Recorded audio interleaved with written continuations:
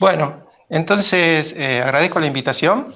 Aclaro que no es que sea un especialista en el tema, no trabajo específicamente en esta área, pero sí es un tema en lo que los relativistas estamos de alguna manera siempre involucrados y somos conscientes de estos teoremas, que realmente a partir del trabajo de Penrose, no solo por el hecho de demostrar este tipo de teoremas, sino por las técnicas que presentó a la comunidad, permitió un avance descomunal en el área.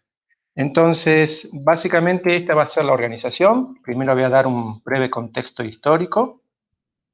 Luego vamos a ver cómo se puede intentar de definir singularidades, porque es difícil, un problema realmente complicado. Entonces vamos a hacer una presentación del teorema de Penrose, pero simplemente como para enunciarlo, sin todavía entender cuáles son los ingredientes que lo componen. Luego, entonces sí, empezaremos a desmenuzar un poquito los ingredientes y para eso vamos a hablar un poco de manera muy informal de la estructura causal, de la focalización de geodésicas y una ecuación muy importante que habla sobre su convergencia que se llama la ecuación de Rayjadouri. Y ahí sí ya vamos a presentar dos teoremitas, uno de Hawking que fue posterior al de Penrose. En realidad después de Penrose vinieron un montón de teoremas, no solamente generados por él y Hawking, sino por principalmente Geroch, y luego otra gente que vino más adelante. Y por último, entonces, vamos a hablar qué realmente dice y qué no el teorema de Penrose, y daremos unos comentarios finales. Bueno, comencemos. Poco tiempo después de que Einstein presentó sus ecuaciones de campo, a finales de 1915, Karl Schwarzschild presentó la primera solución exacta a las ecuaciones, que era una solución estática, o sea, no dependía del tiempo, y tenía simetría esférica y era una solución de vacío. Cuando fue presentada, Einstein realmente se sorprendió porque él pensaba que las ecuaciones eran tan complicadas que muy difícilmente se pudiese encontrar una solución exacta y Schwarzschild la hizo al poco tiempo. Lamentablemente Schwarzschild también murió, había estado en la guerra, enfermó y murió unos meses después de haber publicado este trabajo.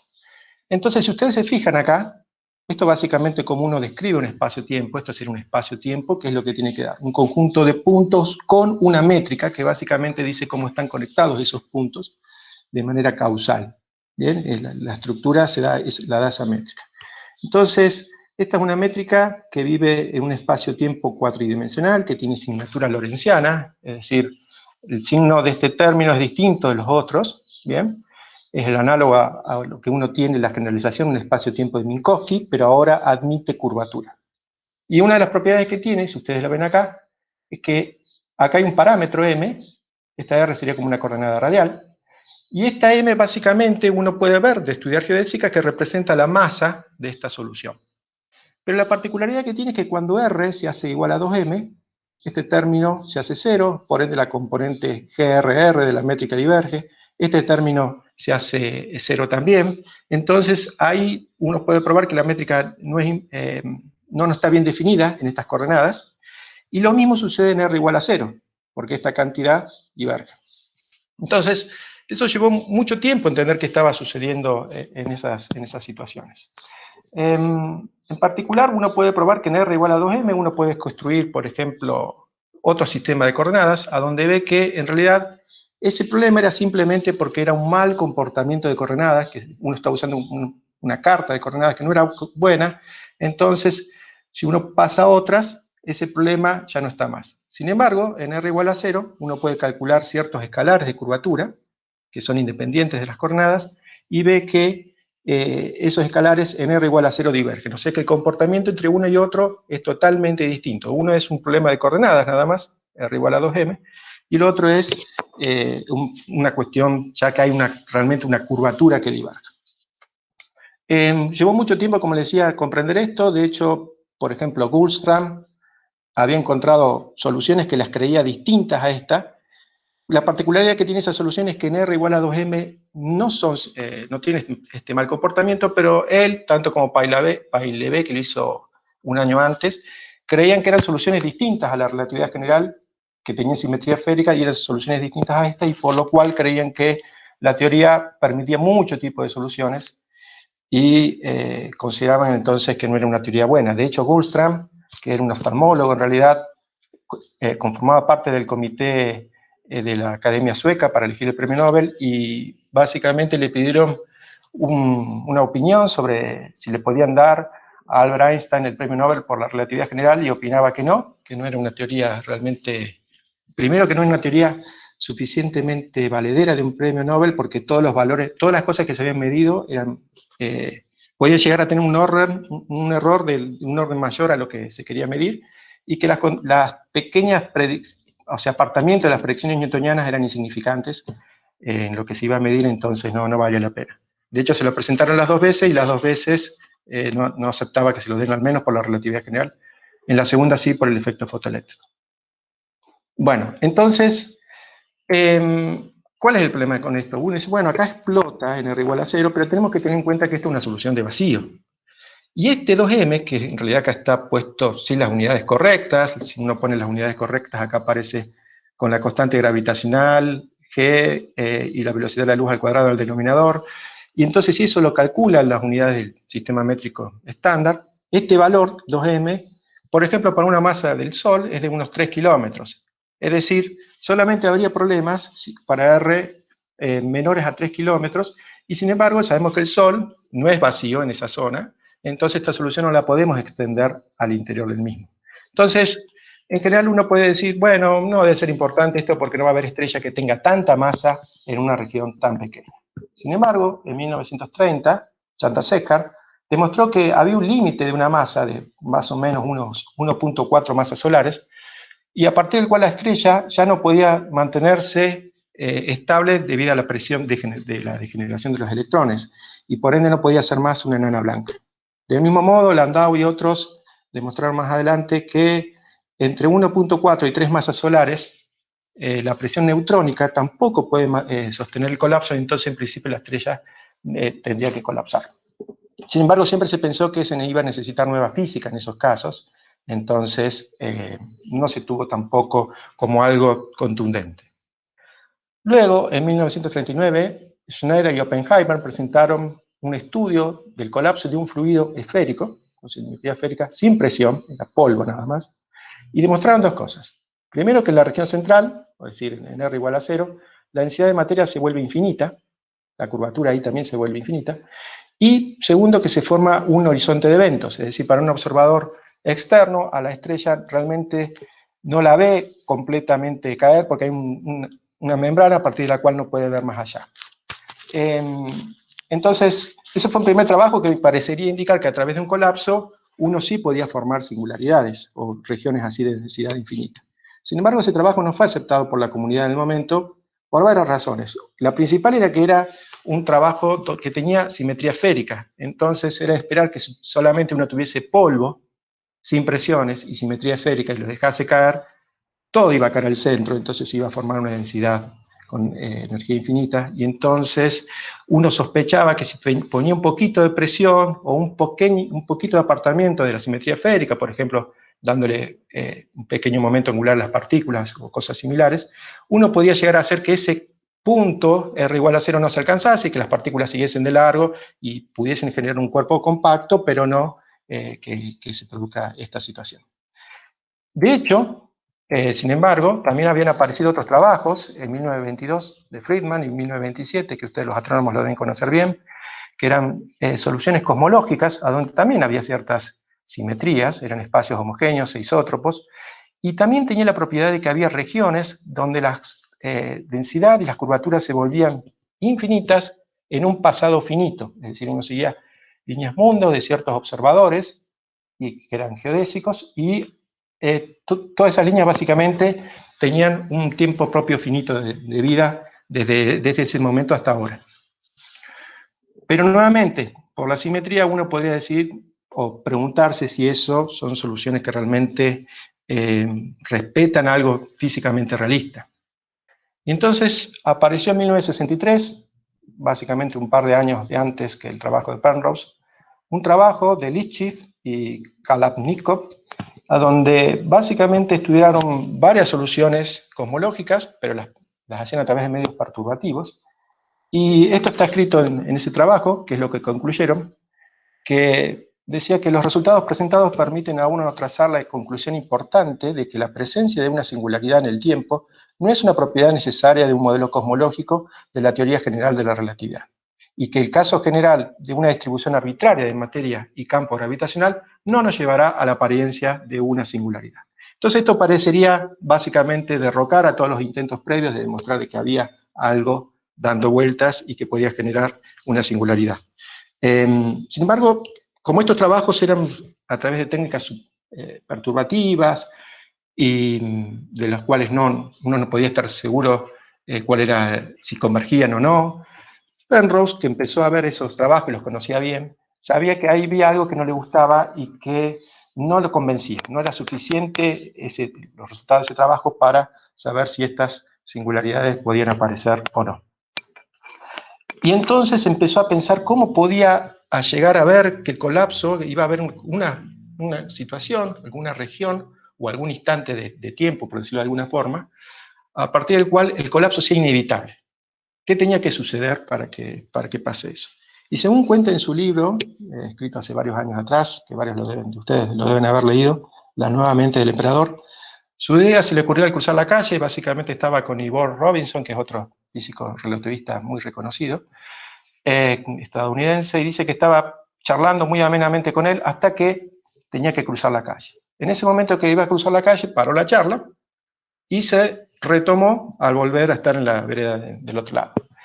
Y en ese momento él se sintió una sensación así de alegría, pero básicamente por después volver a la charla, no sabe qué era. Hasta que volvió a la casa y se empezó a preguntar qué había pasado durante todo el día, que tenía esa sensación de que había pasado algo que lo había vuelto feliz.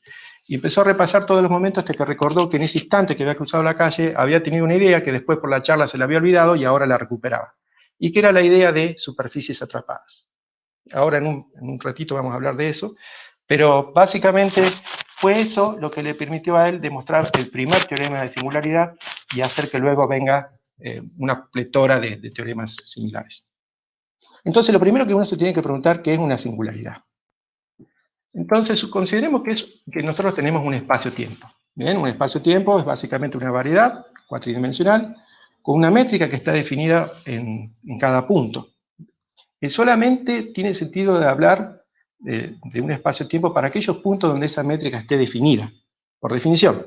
Una variedad es algo suave, pero que tiene que tener aparte, tiene una estructura diferencial, pero aparte tiene que tener esa métrica. Entonces, un primer intento para definir una singularidad sería que es una región, ¿bien?, donde la curvatura explota. Eso no funciona por varios motivos.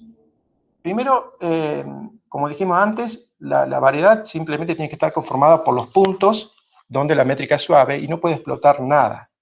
Entonces, uno podría decir, bueno, estudiemos entonces a esas regiones el límite de las componentes, por ejemplo, de la curvatura que ven acá, y ver si esas componentes alguna divergen.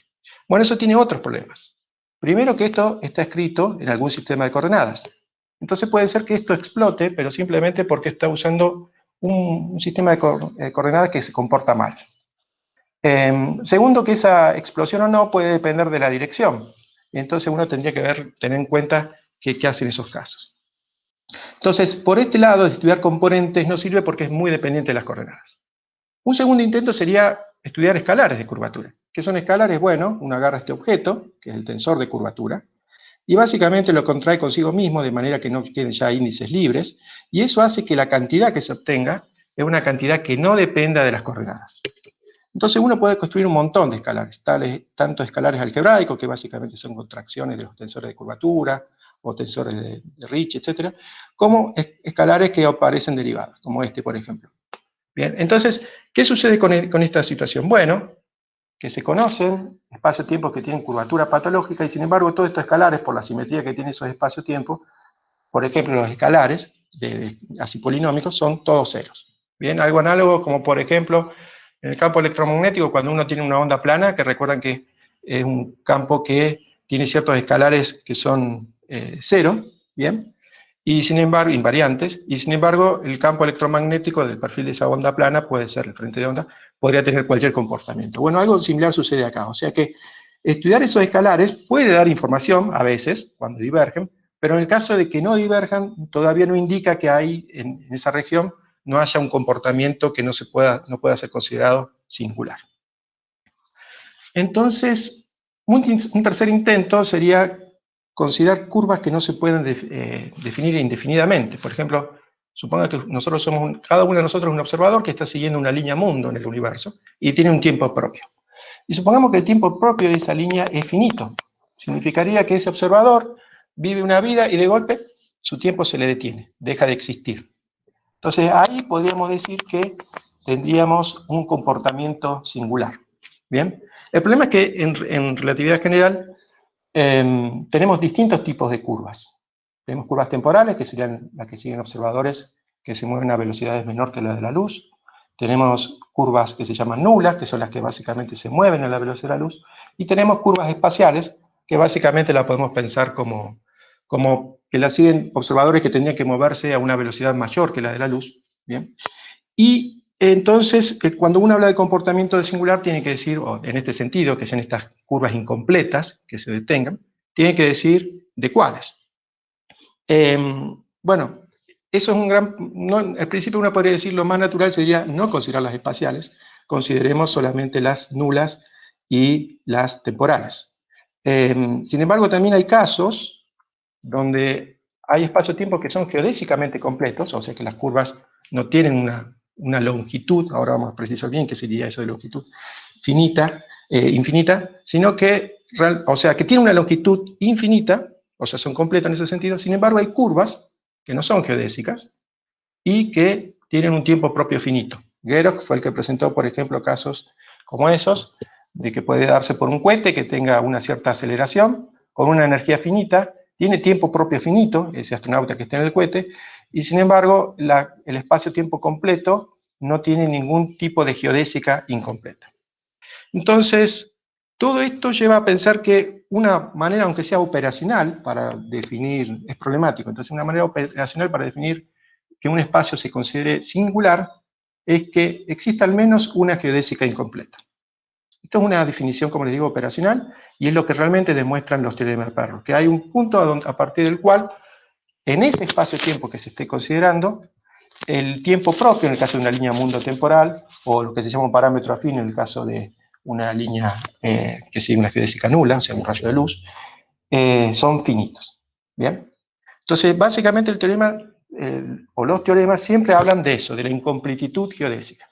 Uno después se puede preguntar, bueno, sigamos un camino a lo largo de esa geodésica y estudiemos ciertos escalares, por ejemplo, de curvatura. Agarremos el tensor de curvatura, lo contraemos con una tetrada, que básicamente es 4 vectores que forman una base para cada punto de la geodésica de ese observador. Lo contraemos de tal forma que nos construimos un escalar y estudiamos cómo ese escalar se comporta cuando nosotros nos movemos a lo largo de esa geodésica incompleta. Bueno, podría suceder que eso diverja, podría ser que no, y entonces se pueden producir distintas clasificaciones de singularidades en este sentido de incompletitud geodésica. Entonces ahora veamos qué es lo que dice el teorema. El teorema básicamente, acá solamente lo presento, no es para que uno pueda entender todas las palabras, sino que después desmenucemos de a poquito los ingredientes. Y entonces básicamente el teorema, que fue presentado en 1965, dice que CAM-GAB, un espacio-tiempo conexo y globalmente hiperbólico, con una superficie de Cauchy S, tal que se satisface esta cantidad geométrica, donde L es un vector nulo, y esta contracción siempre es mayor o igual que 0, y asúmase que M tiene una superficie atrapada, que es esa que se le ocurrió cuando estaba cruzando la calle, tal que exista un valor máximo de la expansión del conjunto de geodésicas que salen ortogonales a esa superficie. Entonces existe al menos una geodésica nula, ortogonal a esa superficie, que se dirige hacia el futuro y tiene una longitud no mayor a 2 sobre θ0, donde θ0 es la convergencia que más rápido converge de todas las geodésicas que salen de esa superficie. Entonces acá lo que está diciendo es que existe una geodésica nula que en realidad no se puede continuar más, al menos en ese espacio-tiempo, de este valor. Pero bueno, acá habla de muchas cosas, entonces la idea ahora es desmenuzar de manera informal cuáles son los objetos que están dando vuelta, por qué son importantes, y entonces para eso vamos a hablar un poquito de la estructura causal de un espacio-tiempo. Entonces vamos a definir ciertos conjuntos. Entonces, recuerden que en Minkowski uno tiene un punto, y a lo largo de ese punto uno puede largar rayos de luz en todas direcciones, tanto hacia el futuro, y si quieren hacia el pasado, o si quieren los del pasado son los que vinieron y convergieron a ese punto. ¿Bien? Y en el interior están justamente todas las líneas mundos de P que siguen líneas tipo temporales, o sea que se mueven a una velocidad menor que la luz. Entonces el futuro cronológico de P es básicamente el conjunto de todos los puntos tales que pueden ser alcanzados desde P por una curva temporal dirigida hacia el futuro. Bien, por ejemplo, agarro este punto por acá, entonces existe una curva temporal que llega hasta ahí. Si agarro este punto que está acá, no, porque ya acá me tengo que mover más rápido que la luz. Si estoy acá tampoco, porque me tenía que mover justo a la velocidad de la luz. Entonces el conjunto este es el conjunto de puntos internos. De la misma forma uno puede definir el conjunto pasado, que son todos aquellos que existe una curva temporal básicamente dirigida hacia el pasado que va de P a todos los puntos Q. Bueno, luego también podemos decir, no nos quedemos solamente con el conjunto que pueden ser alcanzados por líneas temporales, también usemos las nulas, porque básicamente toda información en un espacio-tiempo físico se asume que se va a propagar no solamente a una velocidad menor que la luz, sino a lo sumo puede tener un máximo valor que es la de la luz. Entonces consideremos el futuro causal, que es básicamente, son todos aquellos puntos tales que existe una curva que puede ser temporal o nula, que conecta a P con esos puntos. Entonces, en este caso, por ejemplo, aquí, como se ve, el futuro causal futuro estaría formado por esta región verde, más todos los puntos que están sobre este cono. ¿Bien? Y entonces, básicamente, fíjense, acá lo puse, ¿no? Que uno tiene la unión de estos puntos más esto que es la frontera de esos puntos. ¿Bien? Y es básicamente igual a el conjunto de puntos acá, que si uno lo cerrase, o sea, estos no contienen a los rojos, o sea que esto es un conjunto abierto. Uno puede probar eso fácilmente. Y entonces, pero si uno lo completa con los puntos límites, entonces tiene un espacio cerrado y ve que en ese caso, en este al menos, este espacio que es de las líneas nulas más las temporales, es un espacio cerrado. O sea, J coincide con su completitud. Sin embargo, uno podría tener situaciones más raras, suponga que agarra un espacio-tiempo también, el de Minkowski, pero en un momento, a partir de ese punto P, por acá, le saca un punto. Entonces, todos estos puntos que están de aquí para allá no pertenecen a J+. ¿Por qué? Porque no hay ninguna geodésica nula, o no hay ningún, mejor dicho, camino nulo que conecte a P con esos Q. Porque llega acá y se detiene el espacio-tiempo, no se puede continuar. Entonces, todos estos puntos no pertenecen a J+, pero sin embargo sí lo podemos completar al espacio, lo cerramos con la frontera. Entonces, en este caso vemos que este conjunto no es cerrado, y en este sí. Entonces pueden aparecer distintas situaciones según qué espacio-tiempo uno esté trabajando. Y eso es lo que hace muy difícil también demostrar teoremas generales, porque uno tiene que saber qué se puede y qué no generalizar de cosas que pasan en Minkowski. Aquí tenemos entonces una definición similar, pero vamos a considerar ahora que tenemos en vez de un punto, un conjunto de puntos. Bien, entonces el futuro causal, el futuro cronológico va a ser todos los puntos, la unión de todos los conjuntos de los puntos que pertenecen a ese, que pueden ser, que se llega desde esos puntos a través de una línea temporal futura. Bien.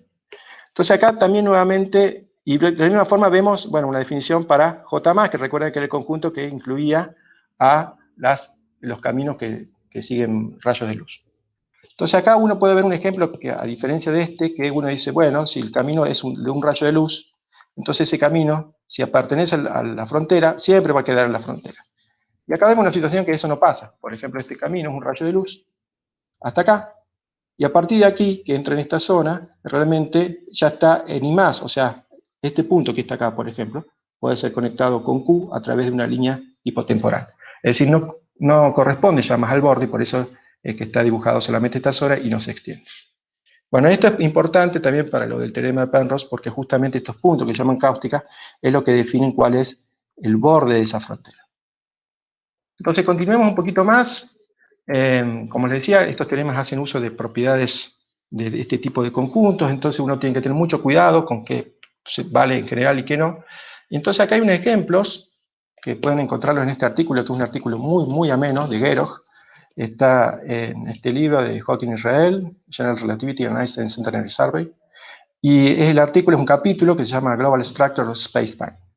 Entonces, básicamente, fíjense lo siguiente, volvamos acá. Supongan que uno dice, bueno, tengo un punto Q, que pertenece a la frontera de I+, o sea que tiene que estar acá o acá. Supongamos que está acá.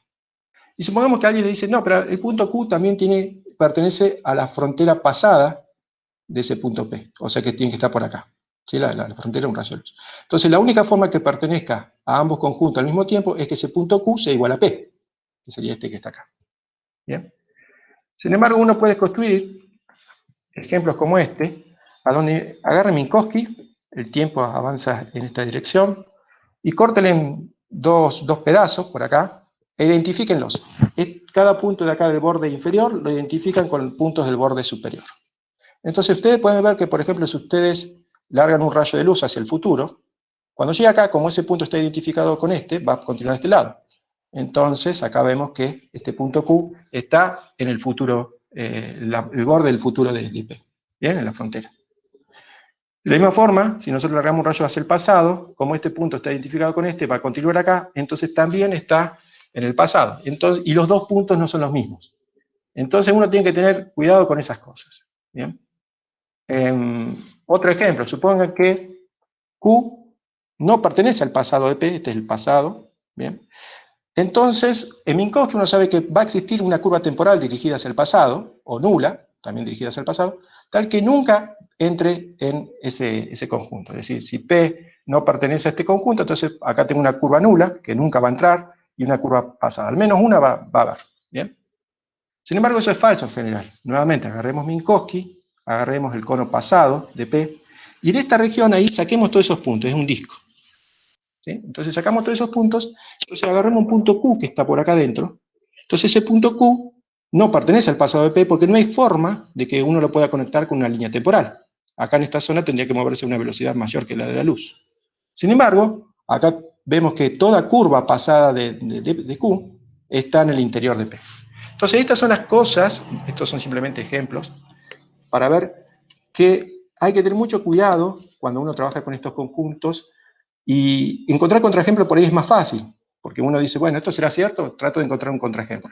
El problema es cuando no se encuentra. Entonces, cuando no se encuentra, uno puede llegar a sospechar que es verdad, y entonces ahí tiene que demostrar que es más general, y eso es lo que muchas veces es más difícil. Bueno, para describir espacio-tiempos, en general, también es muy importante la noción de un conjunto acronal. ¿Qué es un conjunto acronal? Básicamente es un conjunto tal que sus puntos no están conectados por líneas temporales. ¿Bien? Uno podría decir, bueno, entonces agarro una superficie espacial, pero no necesariamente. Por ejemplo, acá tenemos una superficie espacial, en el sentido que todos sus vectores son siempre del tipo espacial.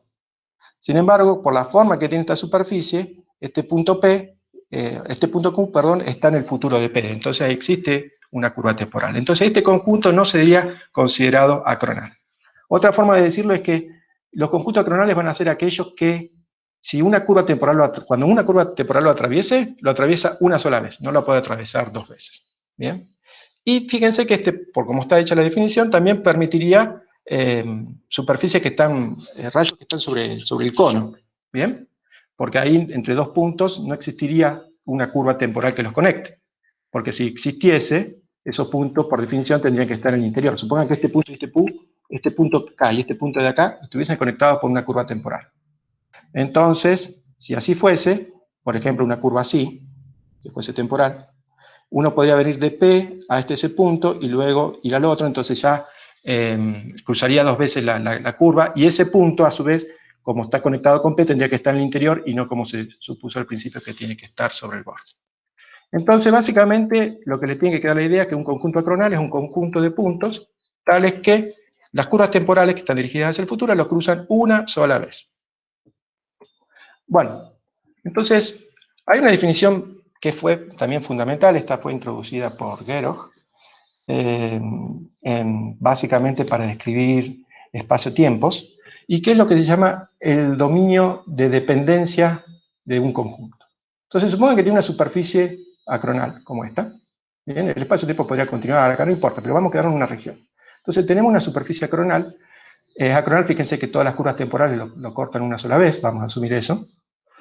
Y entonces, los puntos que están en el dominio de dependencia futuro son todos aquellos puntos tales que, si uno tira curvas pasadas, desde ese punto, todas las curvas pasadas, todas van a intersectar a ese. ¿Bien? ¿Eso qué significa? Que la información que llega a P, sí o sí, tiene que haber pasado antes por algunos puntos de S. Entonces, S va a influir a todo lo que pasa a esos puntos P. Por eso se llama dominio de dependencia, porque todo lo que pasa acá depende de lo que pasa acá y solamente de lo que pasa acá. Por ejemplo, si yo agarro un punto como este, que está por acá, entonces es verdad que S influye sobre ese punto, pero no solamente ese. Cualquier otro punto que estuviese por acá también va a influir. Entonces, eso no está en el dominio de dependencia. Entonces, la idea es que si uno da algún tipo de dato en esta superficie, todo lo que está en su dominio de dependencia va a ser completamente dado a través de ese dato. ¿Bien? Y el dominio de dependencia pasado se define de manera parecida, y el dominio de dependencia total básicamente es la unión de los dos conjuntos. ¿Sí? Bueno, entonces acá, por ejemplo, ahora vamos a definir lo que es una superficie de Cauchy, que básicamente una superficie de Cauchy va a ser una superficie tal que el dominio de dependencia total generado por esa superficie sea todo el espacio-tiempo que estamos considerando. Por ejemplo, acá, esto supongan que es Minkowski. ¿Bien? Y tenemos esta superficie, que se extiende hasta el infinito, una superficie tipo espacial.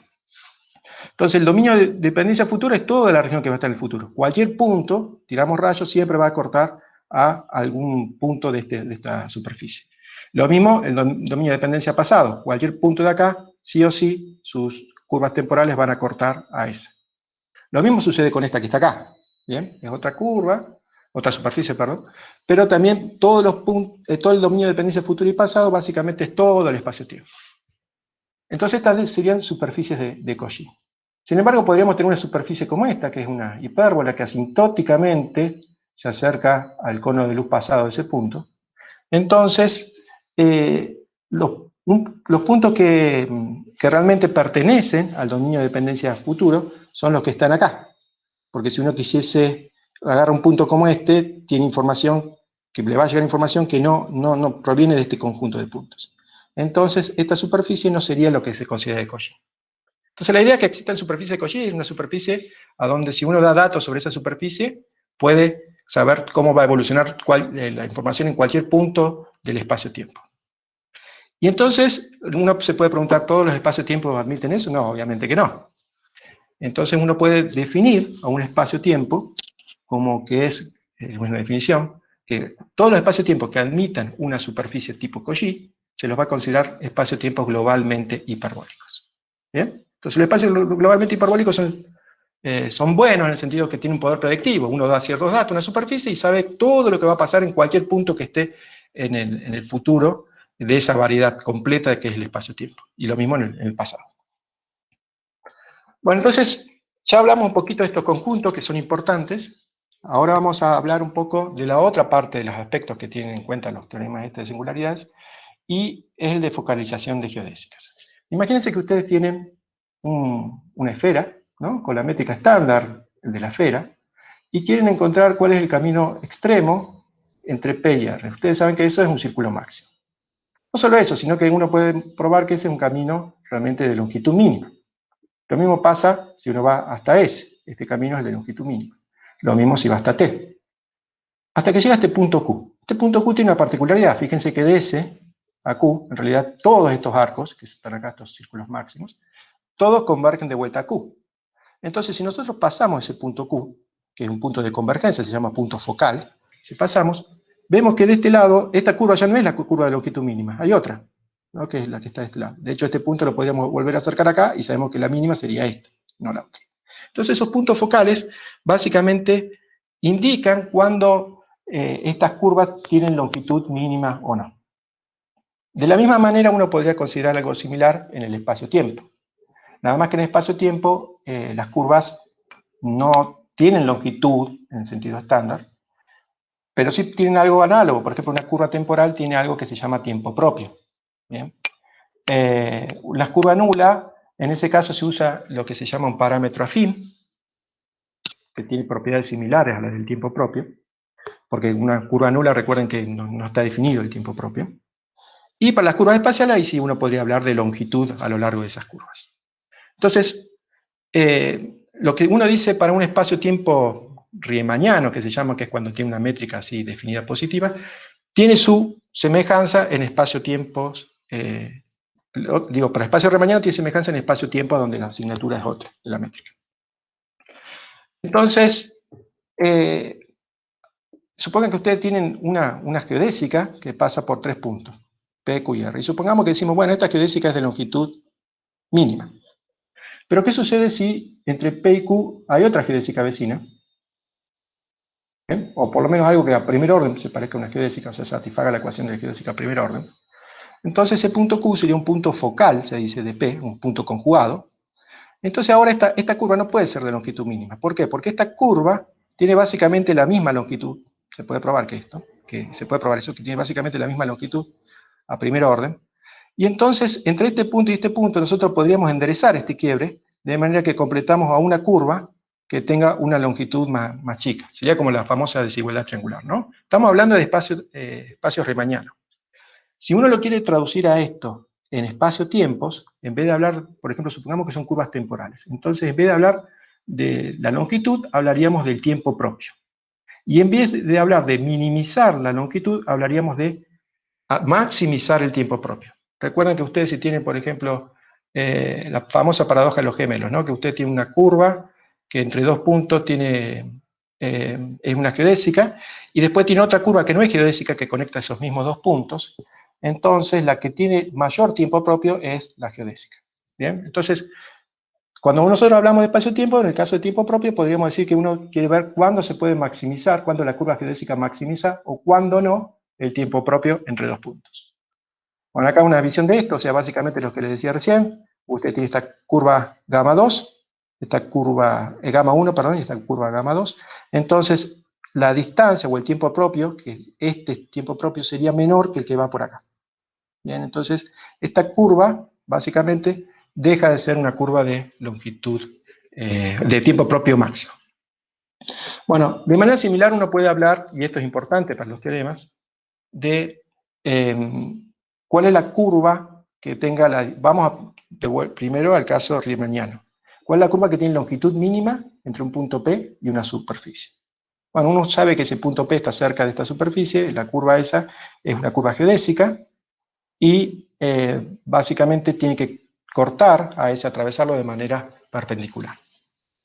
En el caso, entonces uno puede definir algo semejante, pero ahora supónganse que esto es un espacio-tiempo, entonces allá está, en esta dirección hacia arriba va el tiempo, entonces, y esta es una línea temporal, entonces esta va a tener un tiempo propio máximo si justamente corta a esta superficie de manera perpendicular, ¿bien? Y es geodésica. Eso es lo que uno puede probar, ¿no? Intuitivamente uno lo ve, porque si uno agarra otra curva, entonces el tiempo propio ya sería un poquito menor. ¿Bien? Entonces uno tiene que tratar de acá caer de forma normal para que salir de manera perpendicular y seguir esa geodésica, y esa va a ser la que maximice el tiempo propio. Bueno, pero nuevamente eso es cierto si no hay puntos conjugados. ¿Por qué? Porque si hay un punto conjugado, entonces para ir, supongamos una que sale también una vecina ortogonalmente y tiene un punto conjugado, otra geodésica, vecina. Entonces acá uno puede enderezar el camino y hace que, si uno pensaba al principio que esta era la que maximizaba el tiempo propio, ve que al existir un punto conjugado eso no es cierto, porque a partir de esta uno puede enderezar las esquinas acá y llegar a P con un tiempo propio mayor.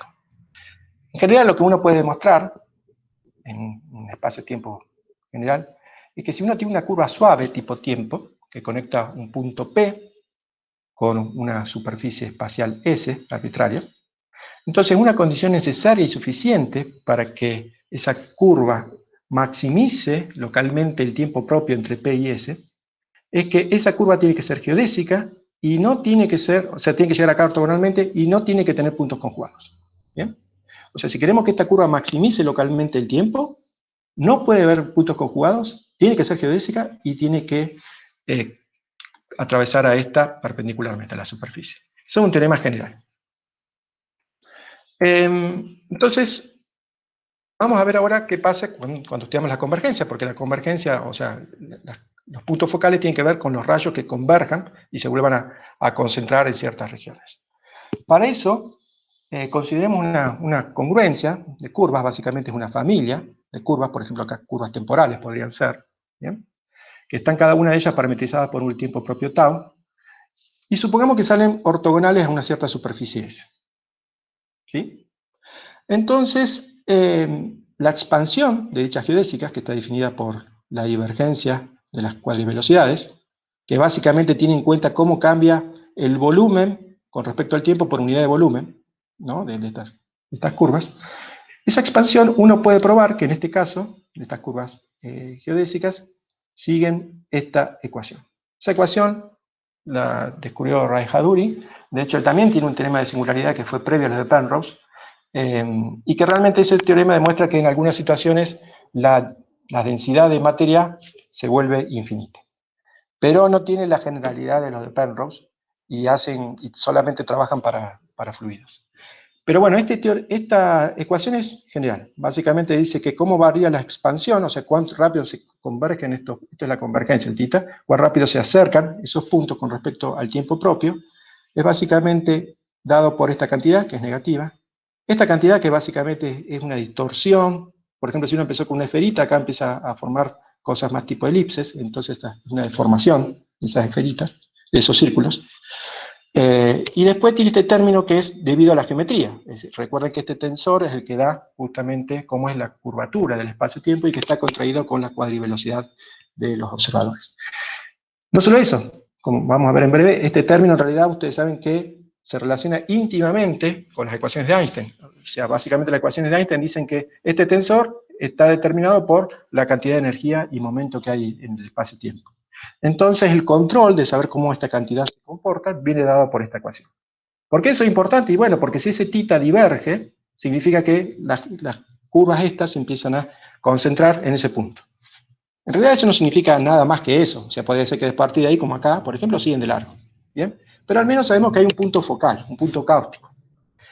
Como esto, entonces, bueno, en el caso de geodésicas nulas uno tiene algo similar, nada más que ese factor 1/2 que en vez de este factor 1/3 aparece un factor 1/2, ¿no? Pero más allá de eso son similares.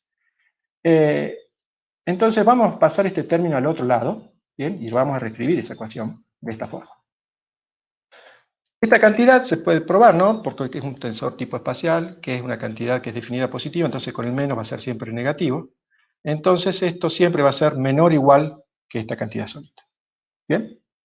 Entonces asumamos que nosotros imponemos esta condición geométrica sobre nuestro espacio-tiempo. Que agarramos esas curvas, esa congruencia, esa familia, sus vectores tangentes los contraemos con el tensor de Ricci y siempre se nos da una cantidad definida positiva o a lo sumo igual a 0. Entonces, eso indicaría que esta cantidad que está acá, como esto es mayor que 0, con el menos esto va a ser menor que 0, entonces tiene que satisfacerse esta relación.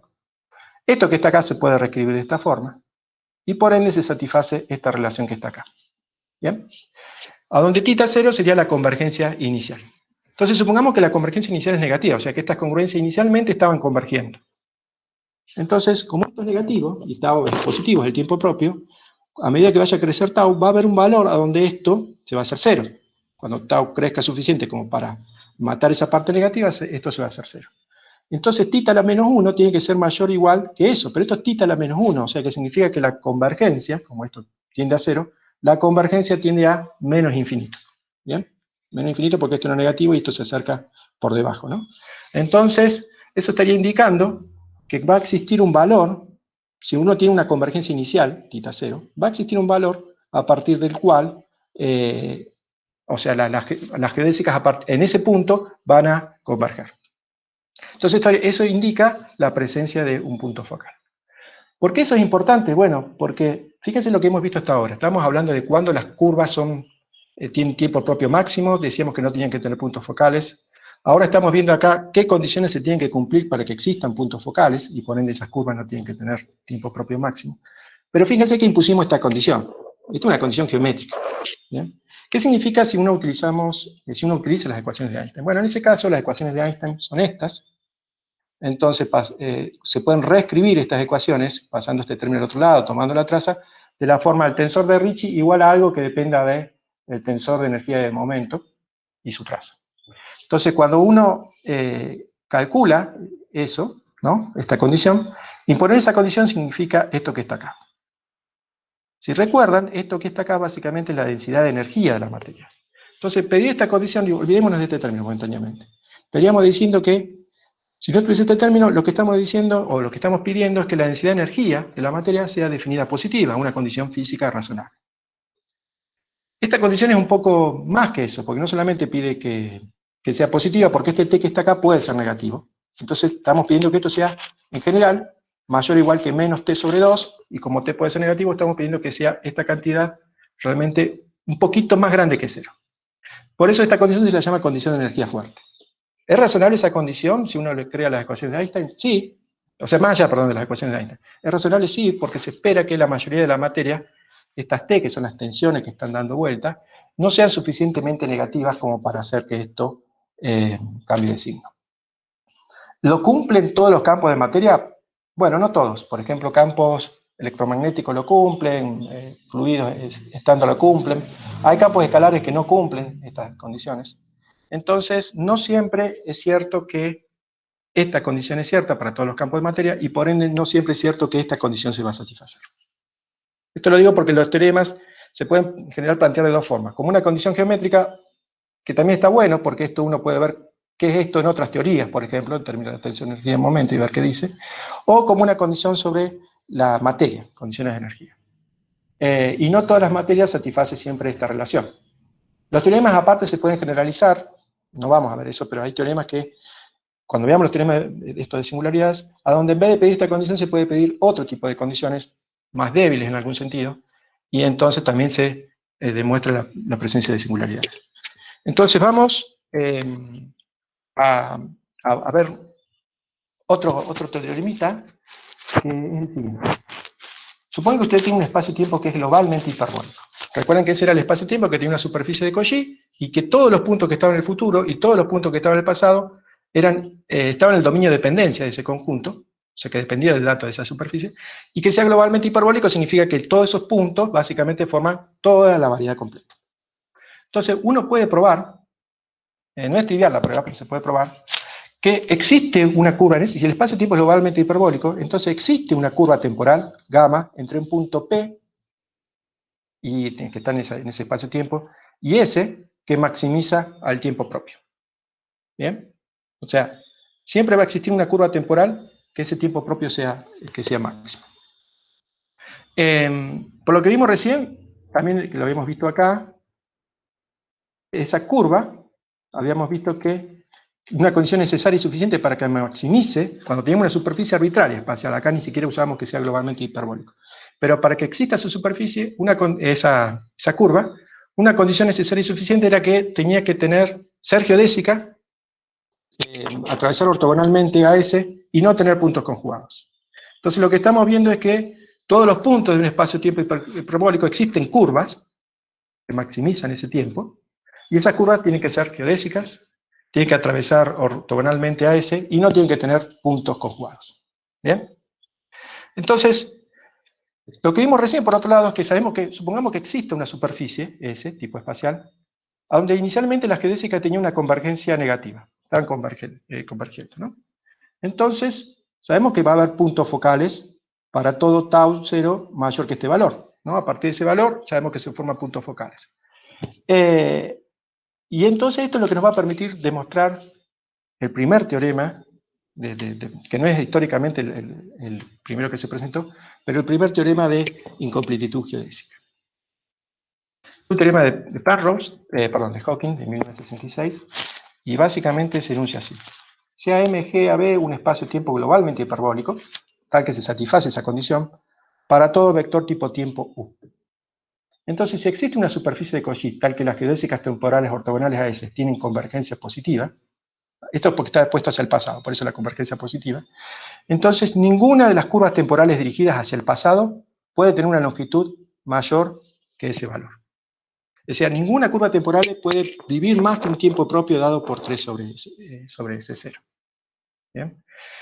Y por esta condición es simplemente imponer que la materia satisfaga las condiciones estándar de energía, que es la densidad de energía, la condición fuerte de energía. ¿Bien?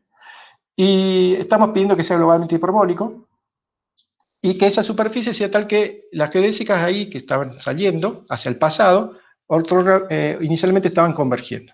Entonces lo que muestra este teorema es que todas esas curvas sí o sí tienen un tiempo de vida finito, es decir, Fíjense que ninguna curva temporal, ni siquiera tiene que ser geodésica, a priori, así como está enunciado, ninguna curva temporal puede tener un tiempo mayor que esto, y eso significaría que a partir de esa superficie hasta el comienzo, o sea, el universo tiene que tener una creación en este modelo. Entonces esto se puede utilizar para describir cosmologías. No es el más general, no es el más útil, por varios motivos, pero bueno, es un primer teorema, y lo bueno que tiene este teorema es que es fácil de demostrar en función de todo lo que vimos. Es muy sencillo de probar. ¿Cómo hacemos? Bueno, se prueba por contradicción. Supongamos que exista al menos una curva, cualquiera, no necesariamente geodésica, gamma tilde, que se extiende más allá de tau 0. ¿Bien? O sea, más allá de ese punto focal. Y sea P un punto que está más allá hacia el pasado. Entonces, como el espacio-tiempo es hiperbólico, según también el teorema que vimos anteriormente, sabemos que tiene que existir entre ese punto P que está más allá de T0, de tau 0, una curva que maximice el tiempo propio. ¿Bien? Y esa curva tiene que ser geodésica y cruzar a ese ortogonalmente. Pero si existiese esa curva geodésica, como su tiempo propio es mayor que tau 0, sabemos que tiene que tener un punto focal. Y entonces, por el teorema anterior, no se está cumpliendo la condición necesaria y suficiente para que una curva maximice, que era que no tenga que tener punto focal. Entonces, como no puede existir esa geodésica gamma, tampoco puede existir la curva con la que empezamos, que fue la hipótesis que usamos al principio. Acá si quieren lo mismo, pero enunciado así gráficamente. Agarramos hacia el pasado una curva temporal arbitraria, gamma, que se extienda más que tau 0. Supongamos que existe al menos una que pasa eso. Entonces, esa curva agarremos un punto P arbitrario. Entonces, como el espacio-tiempo es globalmente hiperbólico, sabemos que entre P y S tiene que existir una geodésica, que tiene que caer, cruzar ortogonalmente a S, y que tiene que maximizar el tiempo propio. Como esta está más allá de tau 0, obviamente que esta tiene que ser más larga que esta, ¿no? Mayor tiempo propio. Entonces, su tiempo propio es mayor que tau 0, y por ende, como esto tiene una convergencia, recuerden que hacia que había un punto focal para un cierto valor de tau 0, sabemos que va a haber otra que la va a cruzar. Entonces, si la cruza, sabemos que esto acá la podemos sacar esa esquina, ¿no? La podemos enderezar un poquito, y entonces esta no puede ser la máxima. No existe esta curva. No puede existir. Si no puede existir esta, entonces esta hipótesis, que es con la que empezamos, que esta se podía extender hasta un valor mayor que tau 0, tampoco es cierto. ¿Bien? Bueno, entonces el teorema básicamente más sencillo que uno puede demostrar y que indica un comienzo, por ejemplo, en un universo. Fíjense que no está usando absolutamente nada de consideraciones de simetría, simplemente usa condiciones causales, ¿no? De cómo es el comportamiento del espacio-tiempo, en este caso hiperbólico, y utiliza condiciones de energía. Entonces ahora vamos al teorema de Penrose. El teorema de Penrose, él define primero lo que es una superficie atrapada. Una superficie atrapada es una superficie dos-dimensional, imagínense una esfera, por ejemplo, que es compacta y sin bordes, ¿bien? Como una esfera. Tal que las geodésicas nulas, que salen ortogonalmente a esa esfera, o sea, los rayos entrantes y salientes de esa esfera, tienen convergencia positiva. Es decir, si uno tiene un rayo de luz el que estaba entrando, esta es la dirección siempre hacia el futuro, para allá. Se mete hacia adentro, y la otra también. ¿Bien? Entonces, obviamente las curvas temporales tienen que estar adentro por la estructura causal. Entonces es una superficie atrapada. Si esto no fuese atrapada, un rayo de luz que yo largase para allá seguiría en aquella dirección, otro que va para acá seguiría en esta dirección, pero acá entonces lo importante es que los rayos empiezan a converger. Si uno calculase las secciones en distintos tiempos, acá vería que las áreas empiezan a hacerse cada vez más chiquitas. Fíjense que este observador que se mueve por acá, como está cayendo, no es que, si bien este rayo es como si se metiese para adentro en algún sentido, él también va a ver que ese rayo con respecto a él sigue alejándose. ¿Bien? Siempre con respecto a él se está alejando. Pero visto desde el punto de vista del espacio-tiempo, ambos están convergiendo. Entonces eso ya indica algo. Fíjense que de este lado también va a pasar lo mismo, entonces acá se van a formar cáuticas. Y lo mismo con esto. Estos van a converger y se van a formar cáuticas. ¿Bien? Entonces el teorema de Penrose, ahora lo volvemos a enunciar, y quizás entendamos un poquito más de qué se trataba. Teníamos un espacio-tiempo que era globalmente hiperbólico, con una superficie de Cauchy S, tal que esto era mayor que 0 para todo vector nulo L. Esto recuerden que lo que indicaba es que los rayos si convergían inicialmente va a haber un punto focal. Asumamos además que el espacio-tiempo tiene una superficie atrapada, ¿bien? Esa superficie, y que la convergencia de esos rayos es negativa. Entonces, o sea, están convergiendo. El valor máximo de expansión de conjuntos de geodésicas, ese es el valor máximo, ¿no? De todos los rayos podrían estar convergiendo a distinto valor, pero agarremos el más grande de todos. Entonces, al menos una geodésica ortogonal a esa superficie, que está dirigida hacia el futuro, tiene una longitud que no puede ser mayor que este valor. ¿Bien? Cuando decimos longitud nos referimos que no se puede extender a un parámetro afín mayor que este valor. Al menos una. Fíjense que hay una diferencia con respecto al teorema anterior. Primero porque son las condiciones distintas. Segundo que el otro decía que ninguna. Esto dice al menos una. No puede demostrar más que eso, pero sabemos que eso está indicando que hay una incompletitud geodésica. Este es un diagrama que está sacado de ese paper justamente, que fue un PRL de Penrose, y básicamente, bueno, él hace unos dibujos siempre muy bonitos, y básicamente entonces acá uno puede ver una superficie atrapada. Estos son los rayos entrantes y los salientes que convergen. Entonces acá estos son puntos focales que se vuelven a converger, y lo que uno puede probar es que este borde, esta superficie que está acá, es una superficie tridimensional, ¿bien? Que es compacta y como un todo es cerrada, sin borde, no tiene borde. Sería, si quieren, el análogo como a una esfera en 3 dimensiones, una S3. Es compacta y sin borde. Como uno está pidiendo que el espacio-tiempo es globalmente hiperbólico, y en particular uno puede probar que existen líneas temporales que avanzan hacia el futuro, entonces significa que a través de esas líneas temporales uno podría conectar un punto de la superficie original con cada punto de este borde. Este borde tiene que ser acronal, recuerden, eran las superficies que eran cruzadas una sola vez. Entonces está indicando que hay una correspondencia 1 a 1 entre puntos de este borde y puntos en esta superficie. Sin embargo, este es un espacio-tiempo, esta era una superficie de Cauchy, que no era, es globalmente hiperbólico el espacio-tiempo, no es compacta, y esta, sin embargo, sí es una superficie tridimensional, o una hipersuperficie, que es compacta y cerrada. Entonces, esa correspondencia 1 y 1, es un homeomorfismo, no se puede dar, porque estaríamos mapeando un conjunto compacto y cerrado a otro conjunto que no lo es. Bien, es como que lo mismo, el análogo sería que uno tiene un plano y una esfera, uno no puede convertir de forma continua a la esfera en el plano sin romperlo, sin sacarle aunque sea un punto. Bien, entonces si le hubiésemos sacado un punto, ahí la cosa sería distinta, pero como esto es totalmente cerrado, eso, la correspondencia hace que no pueda existir. Entonces, por ende, acá tiene que faltar un punto. Alguna de estas tienen que llegar a un punto donde se extiende la geodésica y no más allá. Fíjense, acá está el análogo, este es un espacio-tiempo, supongamos que fuese compacto, o sea, tiene una superficie acá que es compacta como esta, entonces la superficie atrapada podría ser análogo a esto, dos puntos, tenemos rayos entrantes y los rayos salientes, como todo en 4 dimensiones es compacto, entonces ahí sí hay una correspondencia 1 y 1 y no hay problema. Bien, pero si esto está desarrollado, ya no lo podemos hacer porque son topológicamente inequivalentes. Entonces, este fue básicamente el resultado de Penrose, que si existían estas superficies atrapadas, el espacio-tiempo no podía ser geodésicamente completo.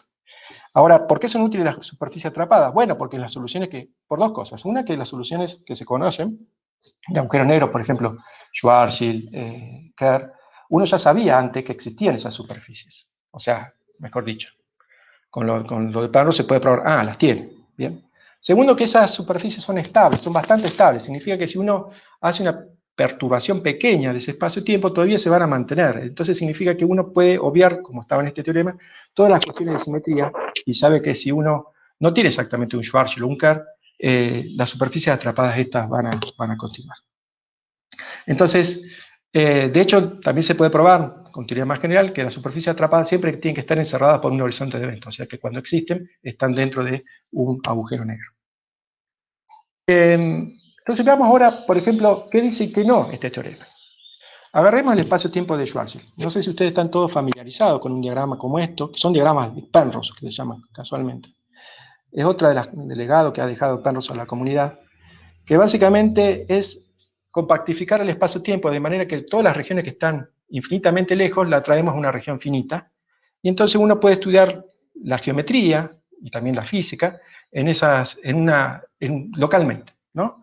Entonces, imagínense que acá hay un observador y larga rayos de luz hacia el futuro, para allá. Si esto no estuviese compactificado, esos rayos seguirían para siempre y no se detendrían más. Entonces la idea es agarrar ese espacio-tiempo y controlarlo de tal forma que esos puntos que estarían en infinito se los traemos a esta distancia. Entonces todos estos puntos en realidad están infinitamente lejos en el espacio-tiempo físico de ese observador que tiró los rayos. De la misma forma, esto es el infinito nulo pasado, ¿no? De esos puntos, o sea que todos los rayos que vienen desde el infinito podrían llegar a ese punto. Un observador que sigue una línea temporal, también estamos trayendo el infinito futuro, o sea, este es un observador que nunca cae el agujero negro, vive eternamente. Entonces, el infinito futuro también lo traemos a una región finita, ¿bien? Y lo mismo hacemos con el infinito pasado. Y esta es básicamente la representación del espacio-tiempo de Schwarzschild. Acá, si se fijan, hay una región R igual a 2m, que es básicamente el horizonte de eventos, y los rayos de luz se mueven siempre a 45 grados. Entonces, si acá hay un observador, por ejemplo, que atraviesa esa zona, fíjense que su línea de mundo va a avanzar y sí o sí va a chocar con esta región, que es la famosa R igual a 0, es la singularidad. ¿Bien? Entonces el teorema de Penrose básicamente dice, bueno, esto es un espacio globalmente hiperbólico, tenemos acá unas superficies atrapadas, entonces hay puntos acá que estas geodésicas son incompletas. De hecho, las geodésicas nulas, acá tiramos una geodésica nula y es incompleta, a partir de ahí no se puede completar. Uno puede decir, bueno, podemos extender este espacio-tiempo a algo que siguió para el otro lado y se podría seguir. Bueno, hace unos pocos años se demostró que no es imposible completar este espacio-tiempo ni siquiera con una métrica que sea continua, o sea, ni siquiera continua. No estamos pidiendo que tenga derivada segunda, que es para el que tenga recuerden que el tensor de curvatura depende de derivadas segundas. Entonces, en este caso no se puede continuar. Ahora vamos a otro espacio-tiempo, un poco más complicado. Este es, por ejemplo, representa el espacio-tiempo de un agujero negro que está cargado, esféricamente simétrico, se llama de Reynolds-Nordström. Y hay un diagrama similar para el agujero negro de Kerr, al menos sobre el eje de simetría, el agujero negro de Kerr, que es un agujero negro rotante. Entonces, este sería nuestro universo, ¿bien? Un observador como nosotros estaríamos por acá, en principio, salvo que estemos dentro de un agujero negro y todavía no nos enteramos. Estos son copias, no importa, pero lo importante acá es que si uno tiene una superficie de Cauchy, que es una superficie que une estos puntos del infinito espacial, el dominio de dependencia, fíjense que está dado por esta región. Estos son los infinitos futuros. Pero también está esto, que es un R igual a R menos, que sería como una especie de horizonte. Y eso sería el análogo a lo que habíamos llamado el horizonte de Cauchy, que es el borde de ese dominio de dependencia. Entonces, si nosotros damos dato acá, de alguna forma ese dato nos determina completamente cómo es el futuro en toda esta región. Pero no podemos decir nada en estas regiones que estarían afuera de nuestro universo. ¿Por qué no podemos decir nada? Bueno, porque lo que pasa acá, fíjense que también depende de lo que pasa acá. Y esto R igual a 0 es la singularidad en este espacio-tiempo cargado. Entonces, uno tendría que dar datos sobre esa singularidad y no lo puede dar, ¿no? Porque ¿qué damos sobre una singularidad que puede pasar? Entonces, uno pierde el poder de predicción. Si uno da datos en nuestro universo, solamente podemos saber qué pasa en esta región. Ahora bien, acá también existen superficies atrapadas. Si pensamos solamente en esta región, el espacio-tiempo es globalmente hiperbólico, solamente esta región. Entonces este teorema nos está diciendo que estas geodésicas son incompletas, o sea, se pueden extender hasta acá, ¿no? O sea, el teorema dice que básicamente en ese espacio-tiempo hasta ahí se extiende. Sin embargo, ustedes ven que acá, en realidad si uno puede probar, ¿no? Que acá calcula, esto es una extensión analítica, entonces no pasa nada raro, entonces en principio las geodésicas pueden seguir. Entonces eso sería incompatible con el teorema de Penrose, no, porque en realidad el teorema de Penrose hablaba de espacio-tiempo globalmente hiperbólicos. El teorema de Penrose dice que en ese espacio-tiempo esas geodésicas son incompletas. Pero no pasa nada extraño, a priori. ¿Bien? Pero al mismo tiempo uno no le gusta este tipo de diagramas por lo que decía recién, porque significa que todo lo que está sucediendo acá arriba no lo podemos predecir de todo lo que está pasando acá. Es como que pierde predictibilidad la teoría. Entonces, se ha conjeturado que si bien esto es una solución exacta de las ecuaciones de Einstein, que está extendida analíticamente, o sea, acá hay una extensión suave, hay otras extensiones, en la vida real, si uno pone acá una perturbación a este espacio-tiempo, en realidad esto tiende más a comportarse como una cosa como esta. ¿Bien? Entonces, el espacio-tiempo realmente termina acá, se vuelve como una curvatura infinita, etc. Ha habido avances en esa dirección, pero antes veamos justamente otra de las cosas que hizo Penrose, que está basada en la conjetura de censura cósmica, que es la siguiente. Emanuel, Sí, una cosa, no sé, son 12:10, no sé si por sí, ahí estoy mejor terminando en redondear. realidad. Ah, Estoy perfecto, terminando, era para eso, para redondear sí, las estoy cosas redondeando. más importantes Sí, y que haya preguntas. bueno, ahí termino. No, Entonces, no, gracias. bien. Entonces, supongamos que tenemos un espacio-tiempo como este, que tiene un horizonte, un infinito futuro, y entonces tenemos una curva temporal de un observador que vive para siempre, y otro que cayó al agujero negro. Y este envía señales hacia el infinito futuro, o sea, señales luminosas. Entonces, como este tiene un tiempo propio, por ejemplo, está alargando una cada segundo, pero acá pasa un tiempo infinito entre acá y acá, porque este se extiende toda la vida, obviamente que estas líneas, estas señales que llegan cada vez eh, más tarde. Entonces, hay lo que se llama el corrimiento al rojo.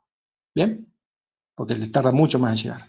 Entonces Penrose hizo la siguiente observación. Imaginemos ahora que en ese espacio-tiempo que teníamos ahí más general, hubiese un observador que penetrase el horizonte y siguiese para el otro lado. Entonces ahora él tiene un tiempo propio finito, sin embargo este tiene un tiempo propio infinito. Entonces si está alargando pulsos, esos pulsos, como acá por ejemplo entre acá y acá, no se pasaron, supongamos, entre acá y acá 10 años, y para él capaz que se pasaron 2 segundos, entonces le llega una enorme cantidad de energía en muy poco tiempo. De hecho, ni siquiera el observador podría estar tirando energía, porque al fin y al cabo, si quiere tirar siempre, necesitaría una energía infinita. Se puede probar que el mismo espacio-tiempo, si uno pone acá perturbaciones, van a hacer este proceso. Entonces, como acá hay una enorme cantidad de energía, uno podría decir que estas superficies realmente son inestables. Bueno, quería contar nada más para terminar que en nuestro grupo hay miembros que trabajan en esas cosas, para saber si son inestables o no, en particular Reinaldo Gleiser y Gustavo Dotti con colaboradores. Han estudiado, por ejemplo, la estabilidad del interior del agujero negro de Kerr, de Reiner Nordstrom. Han estudiado singulares de desnuda, que no hablamos de eso, y para distintas perturbaciones. O sea, asumen que esos son los espacios-tiempos que están dando, pero pone pequeños campos ahí dando vuelta, escalares, vectoriales, o tipos como los de gravedad, que son de spin 2, y los estudia para ver cómo se comportan, aunque sean perturbaciones lineales. Y lo que han probado es que justamente esas crecen, explotan. O sea, significaría en ese sentido, por ejemplo, que si uno estudia acá y perturba esto parecería no dejar de existir. Y por otro lado, hay otro trabajo, también un matemático que se llama Dafermos, que muestra que esto en realidad eh, puede llegar a sobrevivir, pero a diferencia de como si uno extiende la métrica, como una que sea continua, sin derivadas ni primeras ni segundas. Entonces, como comentarios finales, las ideas introducidas por Penrose han influenciado de manera sustancial a nuestra comprensión de la gravedad. Sus aportes no solo se deben a la comprensión de singularidades, sino que le debemos muchos aportes extras, por ejemplo, los diagramas conformes, la formulación espinorial de las ecuaciones de campo, la teoría de Twistor, la comprensión de distintos procesos en espacio-tiempo rotantes, distintas técnicas topológicas y geométricas, desigualdades geométricas. La verdad que el trabajo con lo que ha influenciado ha sido impresionante, y aparte sobre las otras personas que también han hecho grandes aportes. Hoy en día se podría decir que no hay ningún relativista que de una forma u otra no use en su trabajo diario alguna de los conceptos introducidos por Penrose. Bueno, gracias.